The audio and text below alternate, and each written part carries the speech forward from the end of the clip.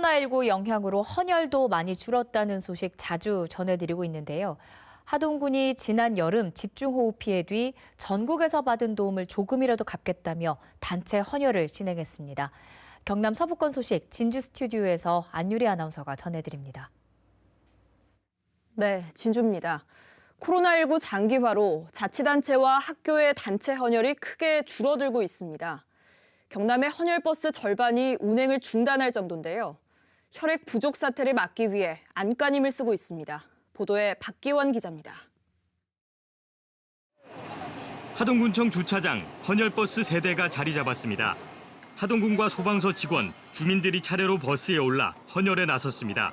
수능 시험을 치른 학생들도 마음을 보탰습니다. 코로나로 피가 부족하다는 소식을 듣고 원래 하동에는 헌혈하는 곳이 없었는데 저희가 조금이나마 도움이 되기 위해 이날 하루 헌혈 참여자는 90여 명, 평소보다 3배나 많았습니다. 근면에 집중호우로 인해서 또 전국에 많은 사람들의 도움을 받았습니다. 이를 일부나마 돌려드리기 위해서 단체 헌혈을 이번에 하게 됐습니다.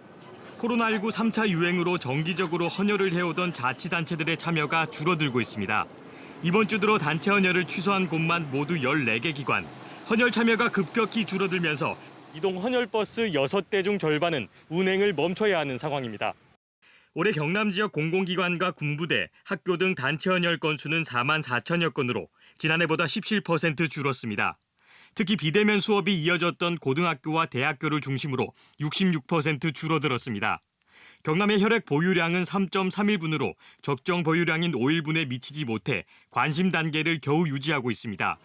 혈액 수급에 비상이 걸렸습니다. 시군 지역이나 또 학교나 군부대조차도 단체 헌혈을 좀 꺼리고 있습니다. 그 혈액 부족 사태로 이어져서 정말 코로나보다 어떻게 보면 국민의 생명을 더 위험에 빠뜨릴 수가 있습니다. 3일분 아래로 떨어지면 응급수술과 대형 사고에 긴급히 대처하기 어려운 주의 단계. 경남혈액원은 공공기관의 단체 헌혈을 독려하고 아파트와 상가를 돌며 개인 헌혈을 홍보하고 있습니다. KBS 뉴스 박기원입니다. 조규일 진주시장이 코로나19로 인한 고통을 나누기 위해 이달과 다음 달 2달치 급여의 절반을 기부한다고 밝혔습니다.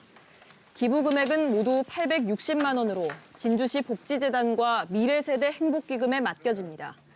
앞서 진주시 5급 이상 간부 공무원들도 6천만 원을 진주시 복지재단에 기부했으며 6급 이하 공무원들은 지역사랑 상품권 5억 2,600만 원어치를 샀습니다.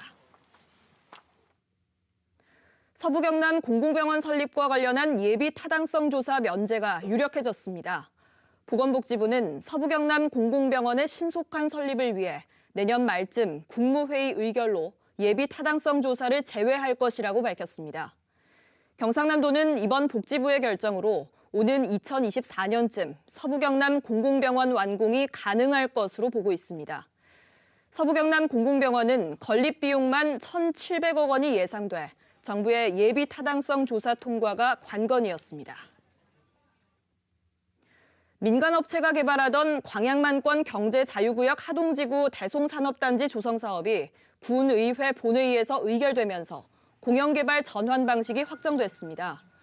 하동군은 내년 3월을 전후로 대송산업단지 조성 사업의 단독 사업 시행자로 공영개발 방식으로 전환해 사업을 추진할 계획입니다. 대송산단은 11년 동안 민간 개발 방식으로 진행됐지만 시행사인 대송산업개발의 분양실적 저조 등의 이유로 추가 사업자금 450억 원을 갚지 못해 사업이 중단될 위기에 처했습니다. 산청 고종시로 만든 산청 곶감이 올해 첫 출하됐습니다. 산청 곶감은 오늘 산청 곶감 유통센터에서 진행된 첫 경매를 시작으로 내년 2월 초까지 매주 화요일과 금요일 경매가 진행됩니다. 산청구는 내년 1월 7일부터 11일 동안 온라인으로 산청 곶감 축제를 엽니다. 지금까지 진주에서 전해드렸습니다.